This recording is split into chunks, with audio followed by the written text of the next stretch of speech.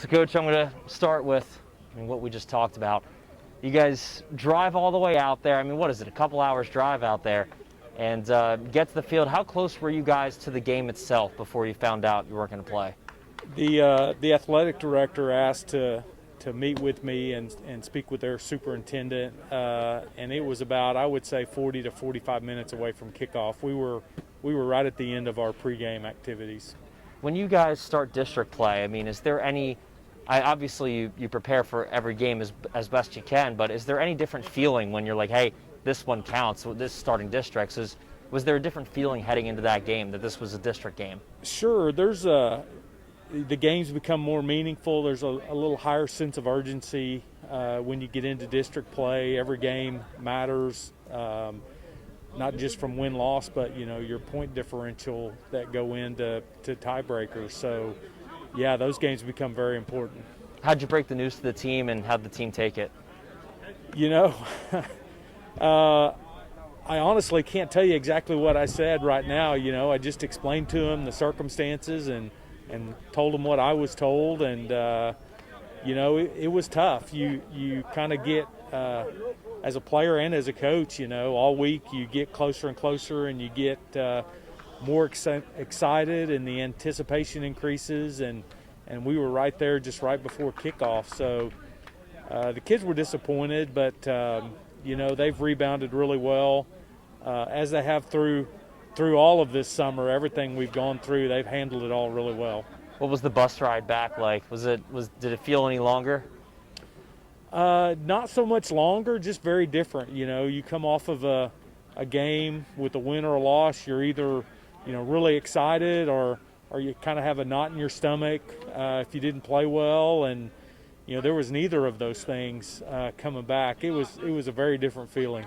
I was about to say, have you ever had anything like that before as a coach?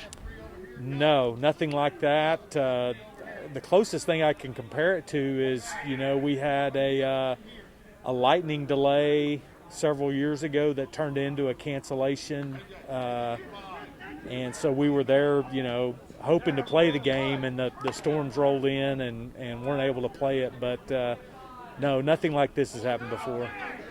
Now you come to this week, and obviously a big game. Is this a game that you've had, big district games, is this a game you've had circled on your calendar at all? Well, it's a big game for us for a lot of reasons. Important in district play and the standings. Broken Arrow is almost a next door neighbor here in the community, and the kids know each other so well. They've grown up playing against each other in every sport, not just football, and so it's kind of a rivalry game from that standpoint, but certainly the implications of district play make it even bigger. Do you feel like you have to win this game to win districts? Well, it certainly sets you up for a district championship with a win. It's not impossible to get a district championship with a loss, but you would certainly rather come out on top and be in the driver's seat, and that way you control your own destiny.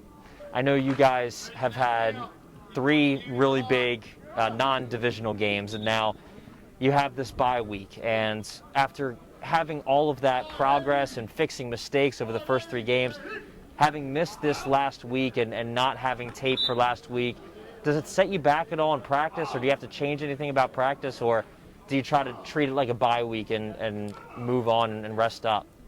Well, it doesn't change anything. Last week was a very normal week. It was a normal practice routine. We had a really good week of practice in our preparation for Enid. So outside of just not playing the game, we did everything according to plan last week, and we'll do the same thing this week. Taking on BA, obviously their game was canceled too, albeit not 45 minutes before. Knowing that they're on good rest too, what do you expect out of this game this week? Well, it's going to be a tough physical football game. Both teams like to run the football and be physical up front. The last 2 or 3 meetings, and probably even going back further than that, have been very physical football games. And, the team that makes the fewest mistakes is probably going to come out on top. What do you expect out of BA this week? Well, they really like to run the football. and they're very good at it. Their running back, the Horn kid, is an excellent tailback and has gained a lot of yards here early in the season. They like to get into situations where they can throw the ball when they want to, just very similar to what we like. And I expect them to try to establish the line of scrimmage and run the football and chew up the clock. And, we're going to do our best to stop them from doing that. On your team's side, has anyone stepped up in practice over the last couple weeks? Has anyone really taken that lead, especially with the disappointment last week and some guys that you might point to say, hey, this kid could have a big game on Friday? Well, we've got a number of seniors that have provided great leadership, not just this week, but through the spring when we were sent home, through the summer when we had to do so many things differently. I can't say enough good things about our seniors and how they've handled themselves and how they've led our team. But then also, these last few weeks we've had some injuries, and we've had some young guys step in and do a really good job filling in, and that's making them better football players, and it's going to help us from a depth and experience standpoint moving down the road. This past weekend, and I know you've preached it, and I know I've asked this question probably 5 or 6 times now, but did it kind of come to fruition, that whole we have to treat every day as if we might not get tomorrow kind of thing that we've been talking about all off season? Did that kind of come to fruition on Friday and make you appreciate practice and maybe this game a little bit more? Yeah, we talk with the team all the time about what's going on, all the precautions we have to take, the things that we have to do differently and why we do those things. And I think some of those things hit home this weekend when a game was taken from us because of the pandemic. And so it probably did hit home a little bit with our kids and the reality of, hey, we've got to count it as a blessing every practice we get, every game we get, and make the most of it. And lastly, on Friday, you guys, I'm looking for a really good game. And I could ask 1,000 questions about this game, but I think the biggest one is, what do you think is going to be a key for you guys for this game, not only to beat Broken Arrow, but to play your best on Friday? Well, for us, I think, we're going to have to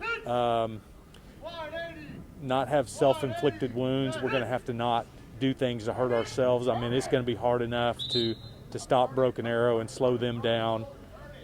We can't have foolish penalties. We got to take care of the football, no turnovers, and we've got to control the line of scrimmage as best we can. That's going to be the key for both teams, I think.